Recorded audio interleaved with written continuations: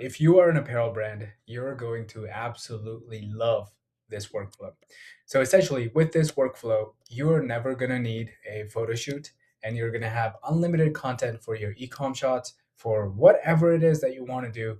And I'm going to we're going to power through this workflow. It's going to be a short video. It's going to give you a complete understanding of how to make your workflows when it comes to photography for apparel. Okay. So it's got multiple sections here. The first one, or I guess one of them, is a mood board here, which, as you can see here, um, and then it's got a brand brief. So this is the inputs that we have to give it, and it kind of analyzes what we've told it to make, and so it can go ahead and make it. That's also where you give it the instruction and knowledge about your brand.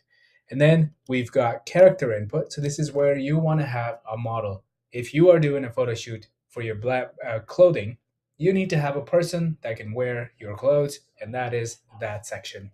After that, we have creative direction, which is basically the brain of the workflow, your creative director, but like put into an AI agent, which analyzes the mood board, takes the brand brief, and then also the character input, and then makes magic happen. This is where it generates images, and then we convert those images into videos.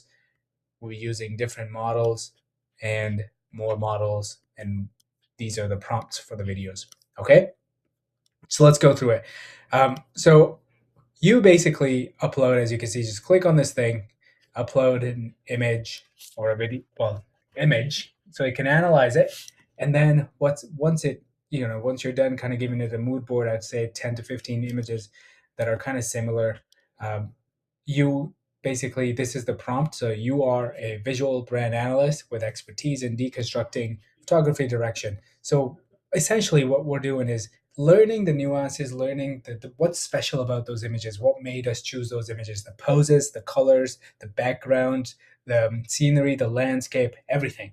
And then it's going to prepare a visual DNA, and it's got more instructions. You can have this entire workflow for free inside our community, but then it creates a visual DNA. Now that is going to act like a art direction for our creative director. Okay. Now this then combined with creative brief. So we tell a little bit about the product itself here. You tell it the price, what's it made of, the texture, the feel, how is it worn is very important. How does it fit is also super important, because there's no other way for the models to know how is the product supposed to fit. Like, is it oversized? Does it have any special features? So it can kind of keep that into account. Then a little bit about the brand. You want to tell it, okay, well, this is the brand, this is what we're targeting, this is our target audience, this is what we're kind of specializing in. And it basically then generates a brand intel. And once that's done, it combines all those three. So visual DNA, creative brief, and brand intel, it combines all of them. And it becomes as you can see, a creative brand Bible, which then is given to the creative director. But before it goes to the creative director, we also need another thing, which is on model imagery. So basically, we have a model here. As you can see, this is kind of, it's like the blank state. And then we give it flat lays, some more images of the product, and then it creates a reference sheet. So this is the sheet that our image models are going to use while creating images. Okay. And then this is going to create that, and then we're going to feed it into the creative director. And the creative director is basically analyzing the creative brief, brand Bible, visual DNA, styling context, and its instructions are you need to absorb whatever is written in the visual DNA, the composition patterns, the style signature, the styling signature, and then you generate 10 shots. And this is where we can train it. Be like, hey, we need, obviously, if you're a clothing brand, you need shots that are, on the white background for e-com marketplaces. And so you can just literally tell it here that, hey, for concept one, make it a white background shot. And then concept two, make it that back of the shot. And then concept three, keep it white background, but like the side face or whatever. And then you can explain it to things, and then it would basically come up with those 10 concepts maybe perhaps three of them could be the white background, then five of them could be lifestyle shots so that you can have it for the socials. And then you can, kind of tinker your workflow accordingly. And then it comes up with the concepts, and then we put those concepts into words and then put it through the quality gate and then generate images.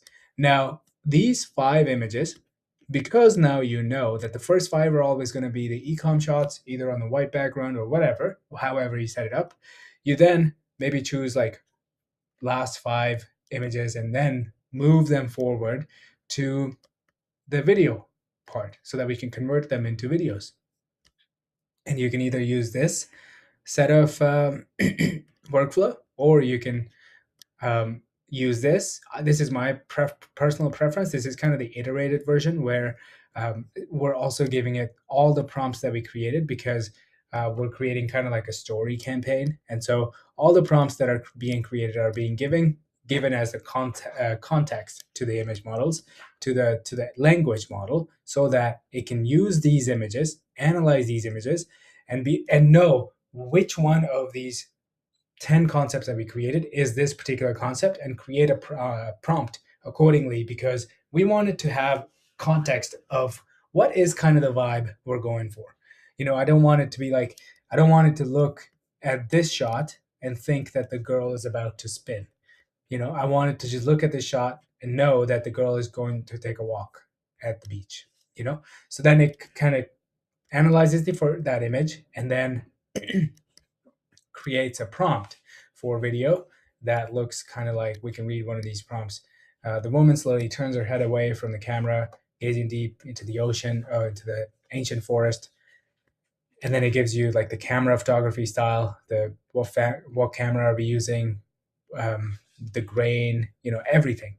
And so then all these nodes go into the image models, and I've generated one of them actually, and that looks like this.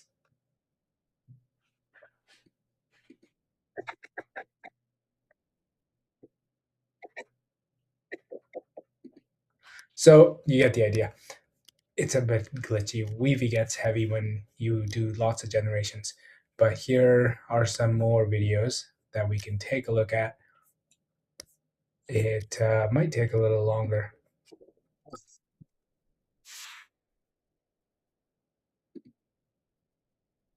Oh,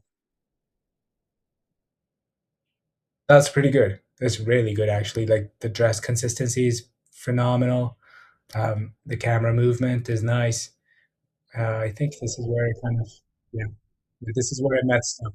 And that's why these nodes are separate from these, because it's very important for you to give it the context of what the model looks like. And that's why afterwards, first I created, because video models don't know what the dress looks like, right? Unless you give it a reference. And that's why these nodes are Gemini Omni Flash, but these ones are Gemini Reference Omni Flash, reference to video. So it means that you can give it multiple references, which basically means that you can give it the reference of what the character looks like, and that's why I gave it this image.